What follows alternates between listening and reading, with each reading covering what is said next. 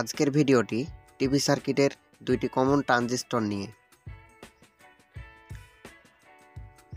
Horizontal output transistor এবং পাওয়ার সেকশনের পাওয়ার transistor. Horizontal output হিসাবে ব্যবহার হয় D2499 এবং পাওয়ার সেকশনে ব্যবহার হয় D2498। এছাড়াও বিভিন্ন ধরনের ট্রানজিস্টর ব্যবহার হয়, যেগুলোর লিস্ট দেওয়া থাকবে এই ভিডিওতে। আজকের ভিডিওতে দেখাবো সবচেয়ে সঠিক নিয়মে কি করে এই ট্রানজিস্টর দুইটি ডিজিটাল মাল্টিমিটার দিয়ে নির্ণয় করতে হয়। দুইটি ট্রানজিস্টরের পিন আউট একই হলেও এগুলো পরিমাপের পদ্ধতি ভিন্ন। 1 নম্বর পিন বেজ, কালেক্টর এবং ইমিটর। ঠিক একই রকমভাবে বেজ, কালেক্টর, ইমিটর সিম্বলেও base, collector, emitter. Horizontal output ট্রানজিস্টরে কিছু ভিন্নতা থাকে। হরিজন্টাল আউটপুট ট্রানজিস্টরের ক্ষেত্রে 1 নম্বর পিন এবং 3 নম্বর পিন অর্থাৎ বেজ এবং ইমিটরে রেজিস্ট্যান্স পাওয়া যাবে, কারণ এই ট্রানজিস্টরের ভেতরের সিলিকন ডায়াগ্রাম একটু ভিন্ন। একটি ডায়োড এবং একটি রেজিস্টর সংযুক্ত আছে কালেক্টর এবং বেজের সাথে। এখন আমি ডিজিটাল মাল্টিমিটার দিয়ে প্র্যাকটিক্যাল মেপে দেখাবো কি করে এটি নির্ণয় করতে হয় এবং বোঝা যায় ভালো আছে নাকি নষ্ট।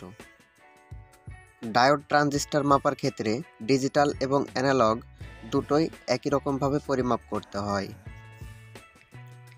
প্রথমে আমাদের মিটারের কাঁটাটি ডায়োড মোডে রাখতে হবে।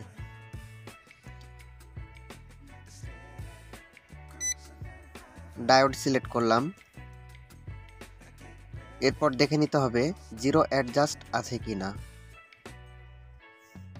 ডিজিটাল মিটারের ক্ষেত্রে জিরো অ্যাডজাস্ট করার প্রয়োজন পড়ে না বা কোনো অপশনও নেই। অ্যানালগের ক্ষেত্রে এটি ভালো করে লক্ষ্য রাখতে হবে।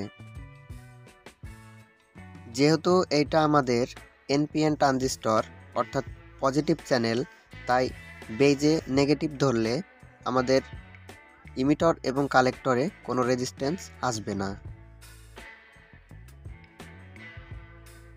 একইভাবে যদি বেজে পজিটিভ টার্মিনাল ধরি তাহলে আমাদের রিডিং আসবে, যদি আসে তাহলে ভালো আছে।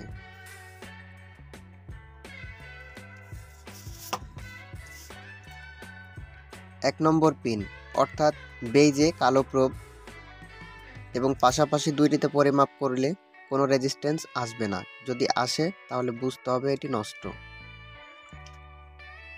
এবং পাল্টাপাল্টি করে ধরলে কালেক্টরে কিছু কম আসবে এবং ইমিটরে কিছু বেশি আসবে। 2 এবং 3 নম্বর পিনে ধরলে কোনো রেজিস্ট্যান্স দেখাবে না, তখন শিওর হতে হবে ট্রানজিস্টরটি ভালো।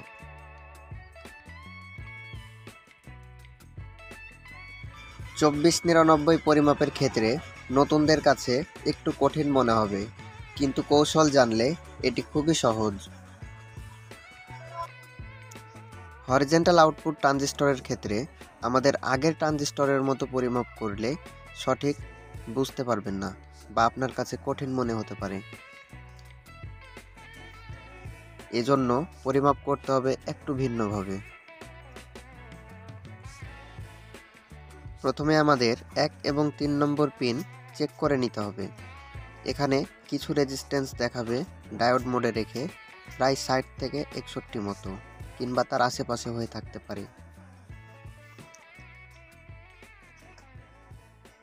যদি এরকম রিডিং আসে তাহলে বুঝে নিতে হবে এই দুইটি পিন ভালো আছে। এবং পরিমাপের সুবিধার্থে বেজ হিসাবে ধরে নিতে হবে মাঝের পিন। কালো প্রোব দিয়ে যদি রিডিং না আসে তাহলে ভালো আছে।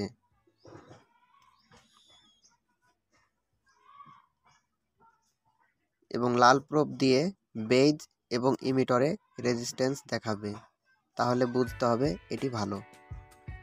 আমি আবার দেখাচ্ছি, দেখুন।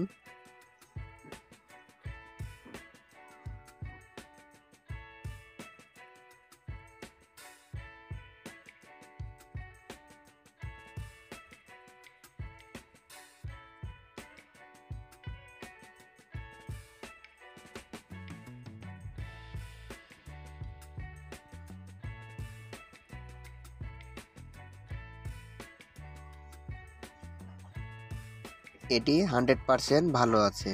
বুঝতে না পারলে ভিডিওটি পুনরায় দেখুন। আমি এবার একটি নষ্ট ট্রানজিস্টর পরিমাপ করে দেখাচ্ছি। D2499।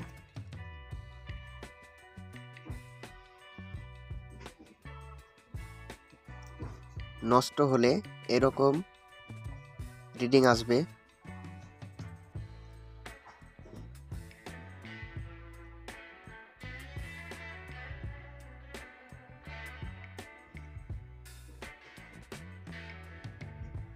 এটা একেবারে শূন্যর কাছাকাছি চলে আসছে, তার মানে এটি শর্ট। যদি কাউন্ট সিলেক্ট করা থাকে এবং বিপ শব্দ করে, তাহলে বুঝতে হবে এটি শর্ট হয়ে গেছে।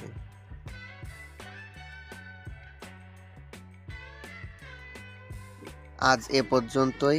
ভালো থাকবেন, সুস্থ থাকবেন। আসসালামু আলাইকুম।